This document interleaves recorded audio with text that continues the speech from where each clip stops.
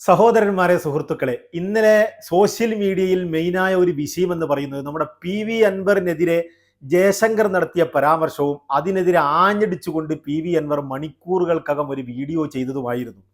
നമുക്കറിയാം ആരാണ് ഈ ജയശങ്കർ. ഈ ജയശങ്കർ എന്ന് പറയുന്ന ഒരു അഡ്വക്കറ്റ് ജയശങ്കർ എന്നൊക്കെ പറഞ്ഞാൽ ഇദ്ദേഹം ഒരു വക്കീലാണെന്ന് തോന്നുമെങ്കിലും ഇപ്പോൾ അദ്ദേഹം വക്കീൽ ഉദ്യോഗമൊന്നും ചെയ്യാതെ ഇങ്ങനെ ചാനലുകൾ കയറി നിരങ്ങി ഇങ്ങനെ അദ്ദേഹത്തിന്റെ അഭിപ്രായം പറഞ്ഞ് നടക്കലാണ്. അങ്ങനെ ചാനലുകളിലേക്ക് ഇദ്ദേഹത്തെ ക്ഷണിക്കും, ഇദ്ദേഹം അഭിപ്രായം പറയും. ഇങ്ങനെ പോകുന്നതിനിടെയാണ് ഇദ്ദേഹം ഇപ്പോൾ യൂട്യൂബ് ചാനലുകളിലും കൂടി പ്രത്യക്ഷപ്പെടാൻ തുടങ്ങിയിട്ട് ഇപ്പോൾ ഏകദേശം ഒരു 2 വർഷമായി കാണും. അങ്ങനെ ഒരു ABC ചാനൽ പ്രത്യക്ഷപ്പെടാൻ തുടങ്ങി. ഇപ്പോൾ ഇടക്കിടക്ക് മറുനാടൻ എക്സ്ക്ലൂസീവ് എന്ന ചാനലിലൂടെയും പ്രത്യക്ഷപ്പെടാൻ തുടങ്ങിയിട്ടുണ്ട്. അതായത് നമ്മുടെ സാജൻ സക്രിയുമായി ഇദ്ദേഹം ഒരു അന്തർധാര പ്രത്യേകിച്ച് രൂപപ്പെടുത്തി എടുത്തിട്ടുണ്ടെന്നാണ് ഇതുകൊണ്ട് തോന്നുന്നത്. കാരണം PV അൻവർ സംസ്ഥാന പോലീസിലെ ADGPക്കെതിരെയും അതുപോലെ തന്നെ മലപ്പുറം പോലീസിലെ SP-ക്കെതിരെയും മറ്റുമൊക്കെ ആരോപണങ്ങൾ ഉന്നയിക്കുന്ന സമയത്ത് ഇദ്ദേഹം സർട്ടിഫിക്കറ്റുമായി വന്നിരുന്നു. അപ്പോൾ തന്നെ അൻവർ പറയുന്ന കാര്യങ്ങൾ പൂർണ്ണമായും ശരിയാണെന്നും എന്നാൽ അതിൽ 10% ശരിക്കുറവുണ്ടെന്നും ഇയാൾ കണ്ടുപിടിച്ചിരുന്നു. ആ കണ്ടുപിടുത്തത്തിൽ തന്നെ നമുക്ക് ഇദ്ദേഹത്തിന്റെ ചായ്വ് എങ്ങോട്ടാണെന്ന് അന്നേ ഞാൻ ഇത് കൃത്യമായി മനസ്സിലാക്കിയാണ്.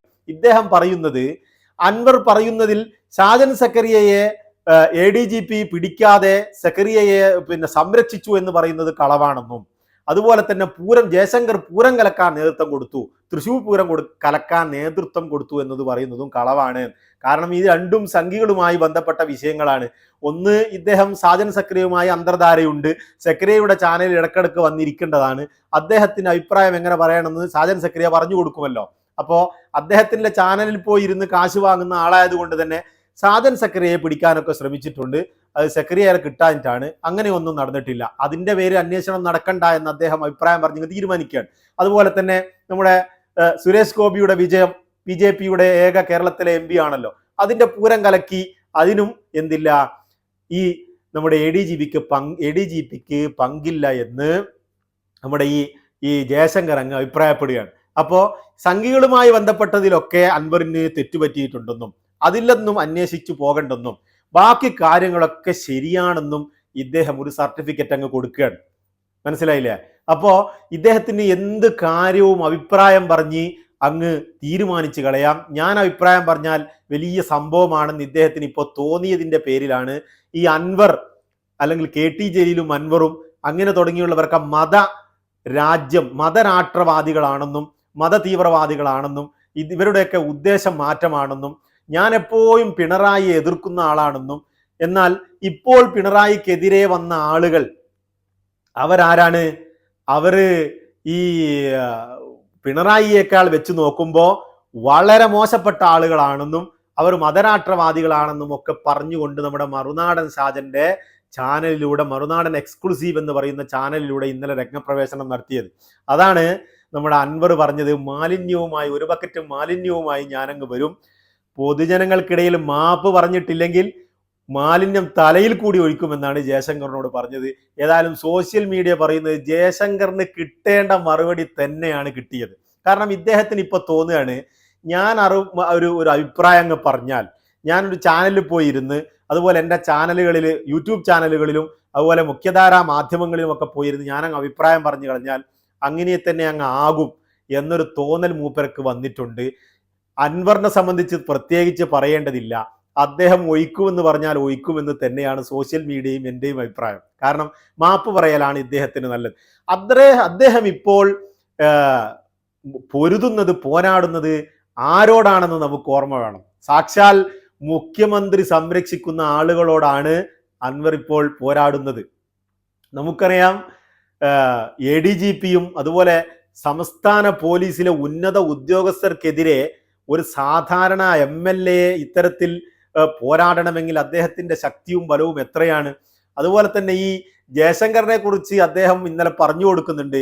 ഈ സംഘികളുടെ ശൂനക്കിയ ടീമിൽപ്പെട്ട ആളാണോ ഈ ജയശങ്കർ എന്ന് എനിക്കറിയില്ല എന്ന് പറഞ്ഞുകൊണ്ട് പറയുന്നുണ്ട്. ഞാൻ സ്വാതന്ത്ര്യ സേനാംഗങ്ങൾ താമസിച്ച വീട്ടിൽ ഇന്നും താമസിക്കുന്ന, 100ഓളം വർഷങ്ങൾ പഴക്കമുള്ള വീട്ടിൽ താമസിക്കുന്ന ഒരു സ്വാതന്ത്ര്യ സേനാനികളുടെ പഴക്കമുള്ള എൻ്റെ മുൻഗാമികൾ അത്തരത്തിലായിരുന്നു എന്നൊക്കെ പറഞ്ഞുകൊണ്ട് അൻവറിന്റെ പിതൃത്വവും അദ്ദേഹത്തിന്റെ അദ്ദേഹം എവിടെ നിന്ന് വരുന്നു എന്നൊക്കെ വിവരിച്ചു കൊടുക്കുന്നുണ്ട് ഈ ജയശങ്കറിന്. ജയശങ്കറിന് എത്രയായാലും കിട്ടേണ്ട മറുപടി തന്നെയാണ് കിട്ടിയത് എന്ന് തന്നെയാണ് എൻ്റെയും അഭിപ്രായം. അതുപോലെ തന്നെ ഈ ABC ചാനലിൽ പോയി ഇരുന്നു കൊണ്ട് ഇദ്ദേഹത്തിന്റെ തോന്നുന്ന അഭിപ്രായങ്ങൾ ഇടക്കിടക്ക് പ്രകടിപ്പിക്കുമെന്ന് ഞാൻ പറഞ്ഞല്ലോ. ഏതാണ് ഈ ABC ചാനൽ എന്ന് നിങ്ങൾക്കറിയാമോ? TG മോഹൻദാസ് എന്ന് പറയുന്ന ഒരു ഒരു ഒരു വ്യക്തി ഈ അടുത്ത് നമുക്കറിയാം വയനാട് ദുരന്തമുണ്ടായ സമയത്ത് ഒരു വിഷം ചീറ്റിയിരുന്നു. സോഷ്യൽ മീഡിയയിൽ ഒട്ടാകെ വൈറലായ ഒരു സംഭവമാണത്. എന്താണ് ഈ വിഷം എന്ന് പറയുന്നത്? അവിടെ കുറെ സന്നദ്ധ പ്രവർത്തകരുണ്ട്. വൈറ്റ് ഗാർഡ് എന്ന് പറഞ്ഞ് മഞ്ഞ വസ്ത്രം ഇടുന്നവരും, അതുപോലെ SYS എന്ന് പറയുന്നവരും, അതുപോലെ SKSSF എന്ന് എഴുതിയ ഒരു ടീഷർട്ട് ഇട്ട് വരുമൊക്കെ ഉണ്ട്.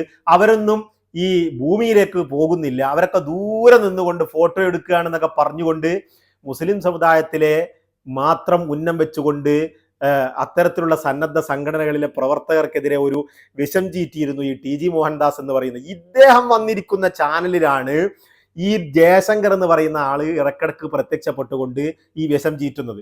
അപ്പോ ഈ TG മോഹൻദാസ് എന്ന് പറയുന്ന ആള് ഈ സംസ്ഥാന BJPയിലെ തന്നെ ഏതോ കാര്യമായ അംഗത്വം വഹിക്കുന്ന സ്ഥാനം വഹിക്കുന്ന ഒരു വ്യക്തിയാണ്. അപ്പൊ അദ്ദേഹത്തിനെ പോലെയുള്ളവർ സ്ഥിരമായിരുന്ന് ചളിവിളമ്പുന്ന ചാനലിൽ പോയിരുന്നു കൊണ്ട് അഭിപ്രായം പറയുമ്പോൾ തന്നെ നമുക്കറിയാം ഈ അഡ്വക്കേറ്റ് ജയശങ്കറിന്റെ നിലവാരം എവിടത്തേക്ക് പോയി എന്ന്. പക്ഷെ കൃത്യമായി ഞാനൊരു വിഷയം പറയാം. ഞാൻ ഒരുപാട് കാലമായി ഈ അഡ്വക്കേറ്റ് ജയശങ്കറിനെ പിന്തുടരുന്നതും അദ്ദേഹത്തിന്റെ വീഡിയോകളും അഭിപ്രായങ്ങളും ചാനലുകളിൽ നിന്നൊക്കെ കാണുന്നത് കൊണ്ട് കൂടി ഞാനൊരു വിഷയം പറയാണ്. ആദ്യ കാലങ്ങളിലൊക്കെ ഇദ്ദേഹം കൃത്യമായി ഒരു അവലോകനം നടത്തുകയും അഭിപ്രായം പറയുകയും ചെയ്യാറുണ്ടായിരുന്നു. എന്നാൽ ഈ അടുത്ത കാലത്താണ് ഇദ്ദേഹത്തിന്റെ സംസാരങ്ങളിൽ, എനിക്ക് തോന്നുന്നു ഇദ്ദേഹത്തിന്റെ സംസാരങ്ങളിൽ ഇങ്ങനെ ഈ അടുത്ത കാലത്താണ് ഇദ്ദേഹത്തിന്റെ സംസാരങ്ങളിൽ ഇങ്ങനെ സംഘി ചായ്വുള്ള രീതിയിലേക്ക് ഇദ്ദേഹത്തിന്റെ അഭിപ്രായങ്ങൾ പോകാൻ തുടങ്ങിയത്. നമുക്കറിയാം ഇന്ത്യയിൽ ഈ മോദിയുടെ നേതൃത്വത്തിൽ ഇത്തരത്തിലുള്ള ഒരു വലിയ 10 വർഷമായുള്ള ഒരു ഭരണം ഇങ്ങനെ നടക്കുമ്പോൾ ഒരുപാട് ആളുകൾ, പണ്ട് കോൺഗ്രസിലുണ്ടായിരുന്നവരും മറ്റ് പാർട്ടികളിൽ ഉണ്ടായിരുന്ന ആളുകളൊക്കെ ഈ BJPയിലേക്കും സംഘി സ്ഥാനത്തേക്കൊക്കെ ചായ്വ് വന്നതുപോലെ ഈ ജയശങ്കറിനും ഈ അടുത്ത കാലത്തായി ഒരു ചായ്വ് ഉണ്ടായതാണ്. ഇദ്ദേഹം ഇത്തരത്തിൽ ഫേമസ് ആവാനുള്ള കാരണം, ഇദ്ദേഹത്തിന്റെ അഭിപ്രായം ചിലരെങ്കിലും കേൾക്കാനുള്ള കാരണം നിഷ്പക്ഷമായി നിന്നുകൊണ്ട് ആദ്യകാലങ്ങളിൽ അഭിപ്രായം പറഞ്ഞതുകൊണ്ടാണ്. എന്നാൽ ഈ അടുത്ത കാലത്തായി ഇദ്ദേഹം സംഘിയെക്കൊള്ളുള്ള സംഘി രീതിയിൽ അവരെ സംരക്ഷിച്ചു കൊണ്ടുള്ള രീതിയിലുള്ള അഭിപ്രായങ്ങൾ പറയാൻ തുടങ്ങിയിട്ടുണ്ടെന്ന് ജനങ്ങൾ മനസ്സിലാക്കി തുടങ്ങിയിരിക്കുന്നു. എന്നെ പോലെയുള്ളവർക്ക് അത് കുറച്ച് മുന്നേ തന്നെ അറിഞ്ഞിരിക്കുന്നു. ഏതായാലും ഇന്നിപ്പോൾ നടന്ന ഒരു സംഭവം, ഈ ജനപ്രതിനിധിയായ ഒരു ലക്ഷക്കണക്കിന് വോട്ടിന് വിജയിച്ചു വന്ന PV അൻവറിനെ പോലെയുള്ള ഒരു ഇപ്പോൾ സംസ്ഥാനം ഭരിക്കുന്ന സർക്കാരിന്റെ ഭാഗമായ MLA ഒരു സുപ്രഭാതത്തിൽ വന്നിരുന്നു കൊണ്ട് അദ്ദേഹം ഒരു മതരാഷ്ട്രവാദിയാണെന്നും KT ജലീലിനെ കൂട്ടുപിടിച്ചുകൊണ്ട്, ഒരുപക്ഷെ KT ജലീലിന്റെ പാസ്റ്റ് നോക്കുകയാണെങ്കിൽ അദ്ദേഹം സിമിയിലോ മറ്റോ പണ്ട് ചെറുപ്പകാലത്തങ്ങോ പ്രവർത്തിച്ചു വന്ന ഒരു ഇതുണ്ടെന്ന് വെക്കാം. അദ്ദേഹത്തിന് വെളിപാട് വന്നപ്പോൾ, അല്ലെങ്കിൽ അദ്ദേഹത്തിന് കാര്യം മനസ്സിലായപ്പോൾ, ബുദ്ധി വന്നപ്പോൾ, യുക്തി വന്നപ്പോൾ അദ്ദേഹം അതിൽ നിന്ന് വിട്ടുപോന്നിട്ടുണ്ട്. അത് അദ്ദേഹം തന്നെ വിശദീകരിച്ച് പറഞ്ഞതുമാണ്. പിന്നീട് ഇപ്പോൾ അദ്ദേഹം ഇടതുവശത്തിന്റെ സ്വതന്ത്ര സ്ഥാനാർത്ഥിയാണ്, ഇപ്പോഴും MLA ആണ്, അദ്ദേഹം മന്ത്രിയായ വ്യക്തിയാണ്. അപ്പോ അദ്ദേഹത്തിനെ കൊണ്ട് ഒരുപക്ഷെ അദ്ദേഹം ഒരു മതരാഷ്ട്രവാദിയാണെന്ന് പറഞ്ഞു കഴിഞ്ഞാൽ ഒരുപക്ഷെ അത്തരത്തിലാണെന്നെങ്കിൽ നമുക്ക് ചിന്തിക്കാം. പക്ഷെ അൻവർ ഇത്തരത്തിലൊന്നും പറയാൻ യാതൊരു വകയുമില്ലാത്ത ഒരു വ്യക്തിയാണ് അൻവർ.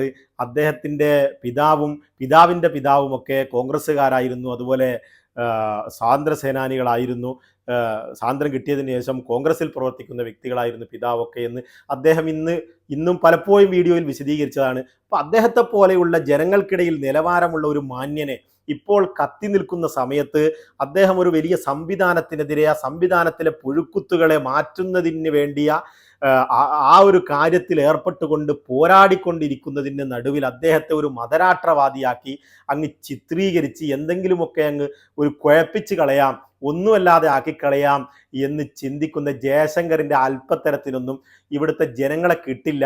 ആ അഭിപ്രായത്തിനൊന്നും പിന്തുണക്കാൻ ജനങ്ങളെ കിട്ടില്ലെന്ന് മാത്രമാണ് എനിക്ക് വീഡിയോയിൽ പറയാനുള്ളത്. ജയശങ്കർ ഒരു കാര്യം മനസ്സിലാക്കണം.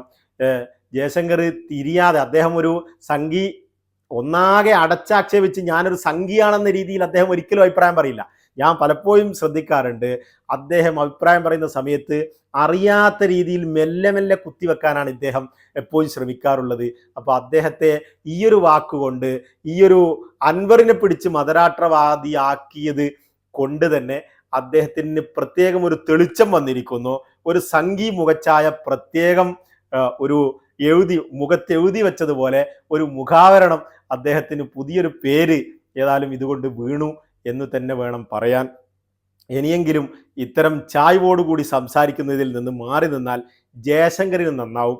അതുപോലെ തന്നെ ഈ പറഞ്ഞ അഭിപ്രായത്തിൽ നിന്ന് പരസ്യമായി മാപ്പ് പറഞ്ഞില്ലെങ്കിൽ നമ്മുടെ അൻവറിൻ്റെ ബക്കറ്റും മാലിന്യവും മുഖത്ത് ഒഴിക്കുന്നത് കേരളം കാണേണ്ടി വരും എന്ന് തന്നെയാണ് എനിക്ക് തോന്നുന്നത്. കാരണം അൻവർ പറഞ്ഞത് ചെയ്യുന്നവനാണ്. അവൻ അത്തരത്തിലാണ് ഇപ്പോൾ പോരാടിക്കൊണ്ടിരിക്കുന്നത്. തൽക്കാലം വിട, നമുക്ക് വീണ്ടും കാണാം.